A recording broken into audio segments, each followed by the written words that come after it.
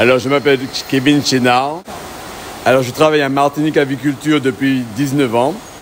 Je suis responsable de qualité et aussi responsable de conditionnement. Alors, avant Martinique Aviculture, j'étais en un laboratoire agroalimentaire. Alors, j'étais laborantin et préleveur.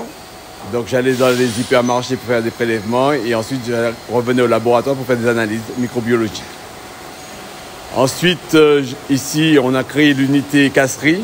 On fait de la transformation d'œufs, des œufs liquides, des œufs durs et des crêpes. Ensuite, je suis descendu pour faire responsable de centre de conditionnement. Alors, le premier mot, c'est l'observation, pour pouvoir tout de suite réagir s'il y a un souci. La réactivité, si la machine s'arrête, pour savoir pourquoi et la faire redémarrer. Et la qualité, pour qu'on ait un produit fini de très bonne qualité. Alors, les formations nécessaires, c'est qu'il faut avoir des connaissances en mécanique, des petites connaissances. Il faut avoir aussi des connaissances en tout ce qui est Word, Excel, pouvoir maîtriser l'ordinateur.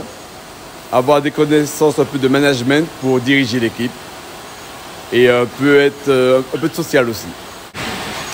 Donc, une journée de travail à Martinique Aviculture, c'est se réveiller le matin plus tôt que les autres. Venir allumer chaque machine, vérifier qu'elle fonctionne très bien pour que quand ils arrivent, tout soit opérationnel.